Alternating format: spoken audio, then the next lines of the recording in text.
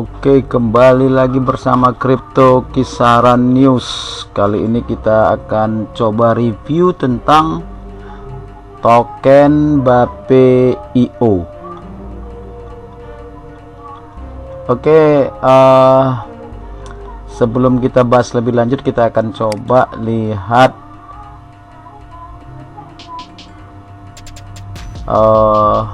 BAPE.io di CoinMarketCap ya, CoinMarketCap.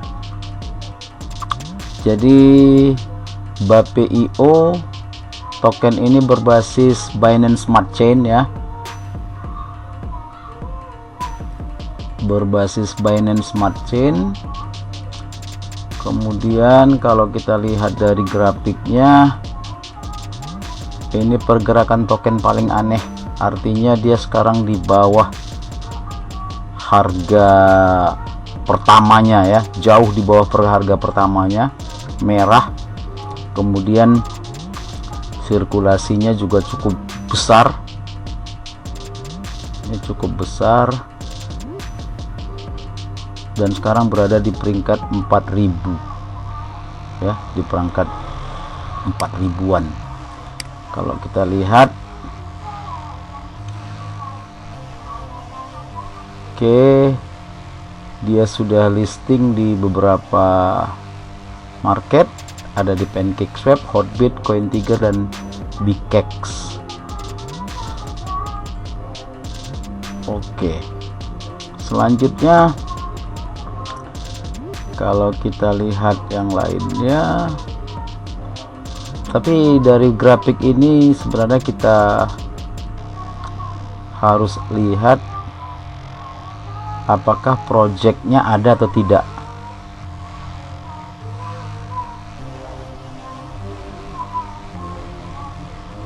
Karena kalau kita lihat grafiknya ini, sepertinya tidak ada pergerakan apapun ya, dari bulan Juni sampai Agustus. Ini harus jadi pertanyaan.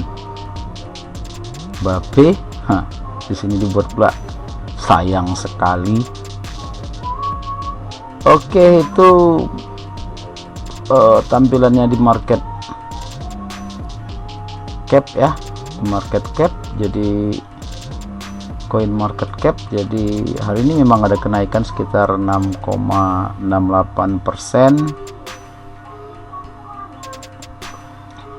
tapi tidak menunjukkan apa-apa, malah dari grafiknya cukup mengkhawatirkan.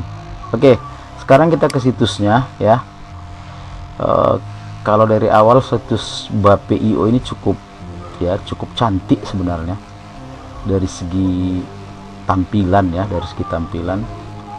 Saya akan bahas itu, tapi sebelum kita lebih lanjut melihat ke BAPE.io, coba kita lihat di Twitternya apa yang terjadi. Jadi kalau kita perhatikan Twitternya, pengikutnya ada sekitar 16,6 ribu, cukup banyak sebenarnya kalau kita perhatikan.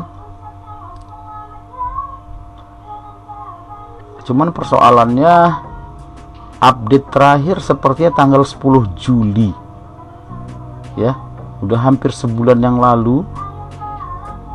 Ini ada 13 Juli, ada 13 Juli, 13 Juli,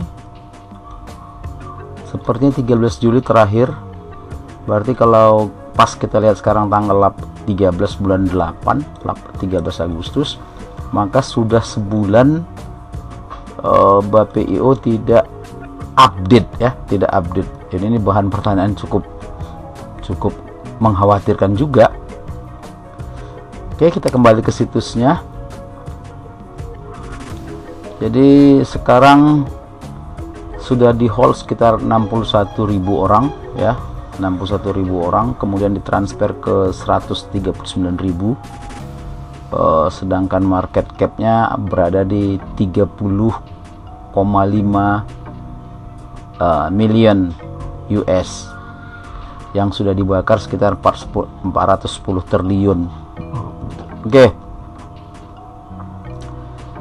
kita lihat bahasa Indonesianya biar gampang ya.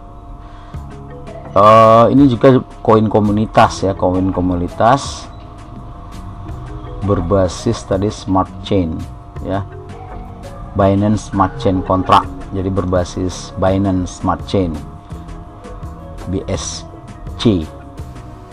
Oke, kalau kita lihat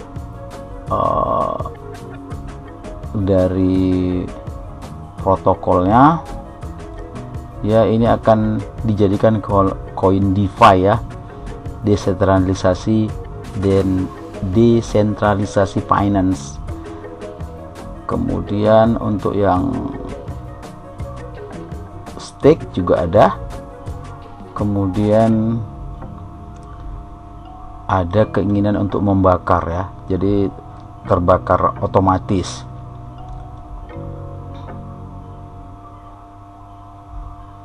Oke, sekarang kalau kumpulan likuiditasnya, likuiditas full, LP nya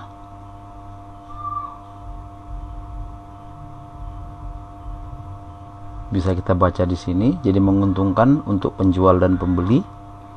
Oke, nah ini yang membuat cukup mengerikan ya, jadi pasokannya ini cukup banyak, jadi 1.000.000 triliun, jadi 1.000.000 triliun, udah triliun 1.000.000 lagi, berarti 1 kuadriliun. Kemudian yang terbakar udah 424 triliun yang sudah dibakar.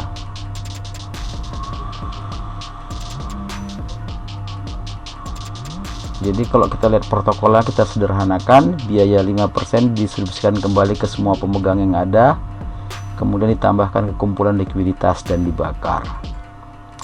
Oke, jadi langkah pertama ini membakar semua token di DEP wallet sebelum diluncurkan. Langkah kedua, peluncuran yang adil menambah likuiditas di PancakeSwap. Kemudian yang ketiga, likuiditas terkunci di DEX Locker selama 5 tahun. Kemudian likuiditas dihasilkan dengan setiap perdagangan dan terkunci. Artinya dia akan mengandalkan perdagangan ya.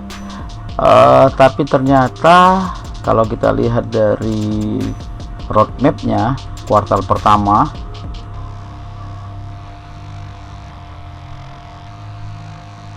ya sampai kuartal nanti keempat, pembayaran global, ini sepertinya projectnya belum berjalan penuh. Contoh di kuartal kedua ya, meningkatkan kesadaran merek, ukuran tim kami telah berlipat ganda, jadi terdaftar di CoinGecko, CoinMarketCap, kemudian MX, OKEX, Gate, Binance. MX, OKEX, Gate, Binance. Coba kita kembali ke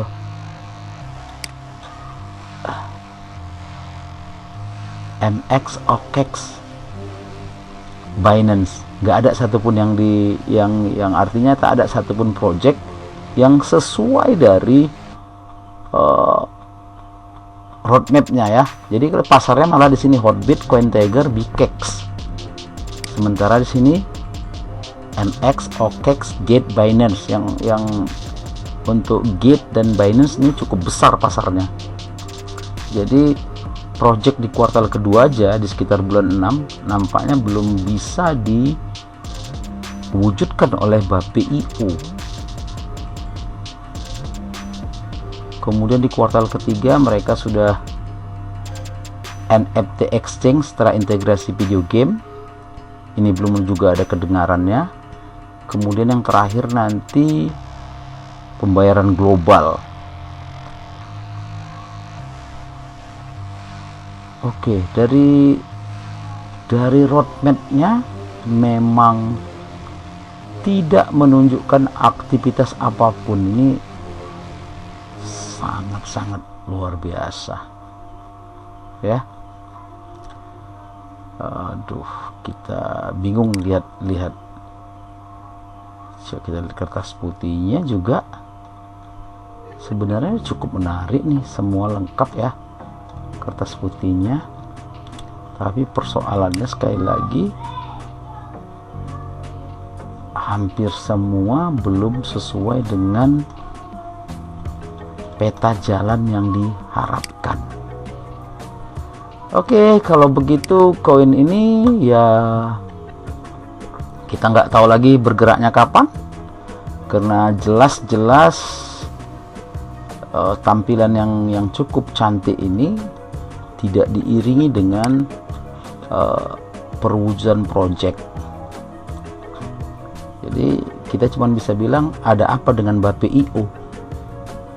Ya mungkin itu ajalah review hari ini, karena kita tidak bisa apa-apa lagi, bicara banyak sekalipun kita tidak bisa ya, karena kondisinya seperti ini.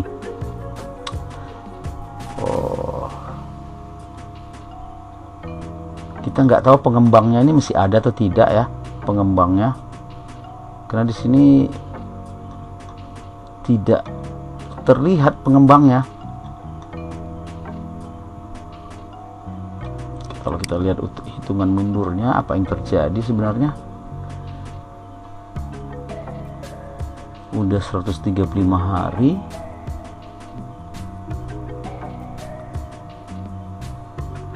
gas limitnya 30 juta,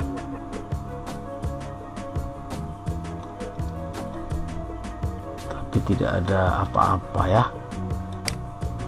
Oke lah, demikian review singkat tentang Bape.io. Mudah-mudahan kita akan dengar kontraknya setelah pertengahan Agustus atau awal-awal September ya, masuk ke kuartal ke terakhirnya, keempatnya. Kita berharap ada projectnya, karena kita nggak tahu pengembangnya masih ada atau tidak, karena seperti saya katakan tadi, Twitternya sudah berhenti sebulan yang lalu ya, gak ada apa-apanya lagi. Tanggal 13 dia terakhir update. Oke, sampai ketemu.